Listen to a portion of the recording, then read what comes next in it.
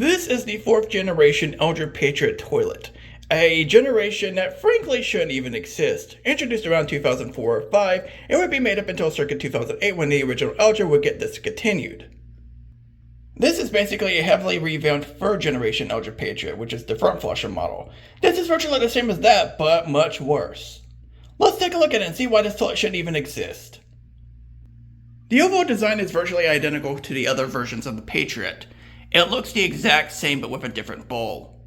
So not much needs to be said here. The trapway opening looks like this now, and I don't know why. It looks like a Sterling Windham now.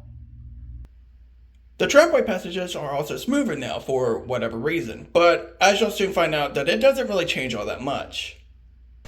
With the comfort height ones though, they start out more rounded, but then they started reducing the trapway opening size similar to the standard height versions.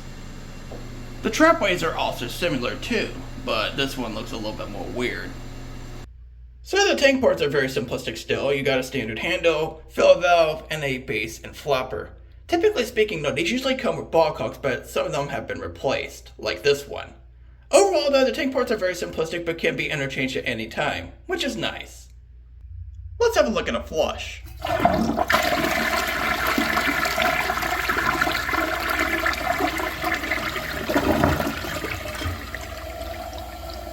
The flush is the same as the 3rd generation. So let's start talking about the major downsides of this generation compared to the previous 3rd generation. Starting with the pulling and siphon power is not very good. It seems virtually the same as the previous generation, but it's definitely a lot worse. Mostly thanks due to the smaller trapway openings, which don't help. I neglected to talk about this with the previous generation, but it takes a while to pull things down also. It seems to kind of buffer a little bit before finally siphoning out, which is not very good. The performance has also got worse too. With the standard height elongated version of the 3rd generation, it actually performed pretty well, but the comfort height and round ball versions were very questionable. It's definitely a lot worse now. The comfort height version performs like absolute crap, meanwhile the standard height version performs pretty badly. So that's not a very good sign. You would think that the smoother trapway passages would help, but the smaller openings make things a lot worse. I don't know what they were thinking, honestly. Let's take a look at ball runs now.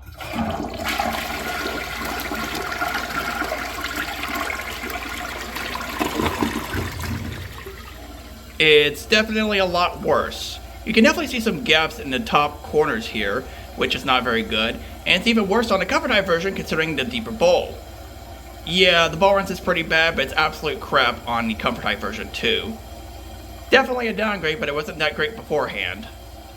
And that is the 4th generation Eljer Patriot toilet, a generation that frankly shouldn't even exist. I don't know why they thought it was a good idea to redesign it heavily and make it worse in the process. They really pulled a 2nd generation Eljer Patriot again, but with the front flusher models. It looks new and improved, but it's much worse or virtually the same as beforehand. In this case, it's definitely a lot worse. Why does this toilet even exist? But let's put this toilet into the grading scale. Let's grade it.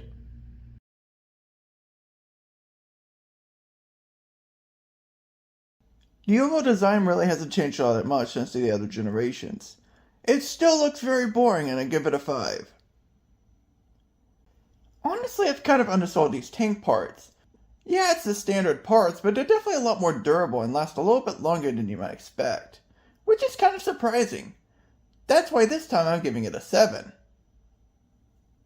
The 3rd generation Eljer Patriot toilets tend to have a bit questionable quality control, mainly with their ramjet quality and their performance issues, depending on which version you get.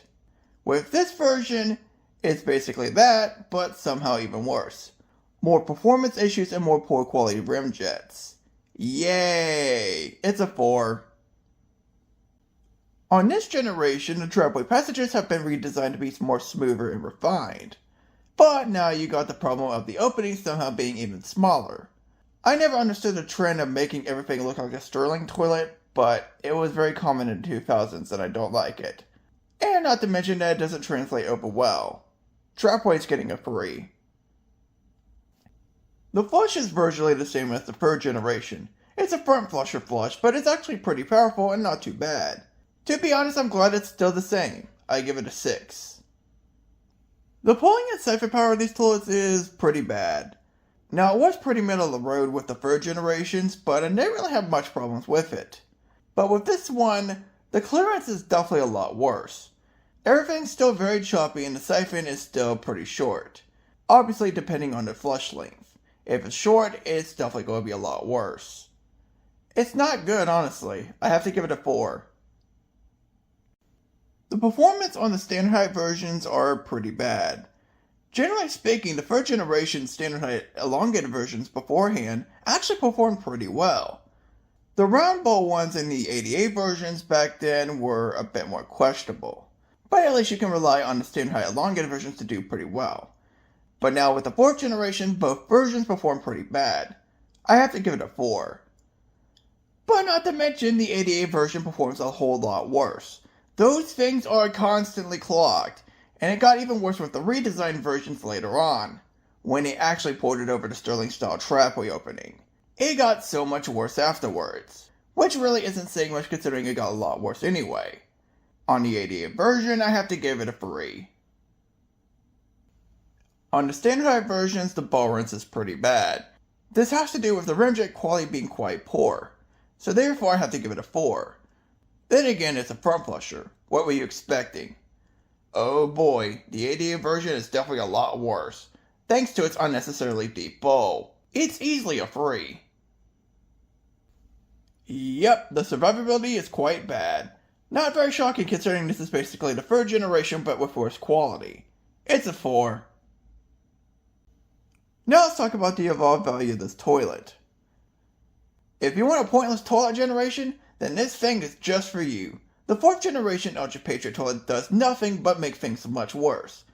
This is basically the 3rd generation Eljer Patriot but with an entirely different trapway and worse quality about it. Everything is either virtually the same or much worse, which is not a good thing. I don't know why this generation even exists. It just does nothing but make things worse, and it frankly shouldn't exist at all. We would probably be better off if it stuck with the 3rd generation. Even if it was questionable in some aspects, it's still better than this generation ever will be. That's why the value is easily a 4. Now let's compare the final scores of the 4th generation Eljer Patriot toilet. The standard height version gets a 45 out of 100, while the 88 version gets a 43 out of 100. Yup, pointless generation right here. It brings nothing to the table and takes everything else away. Why does this toilet even exist?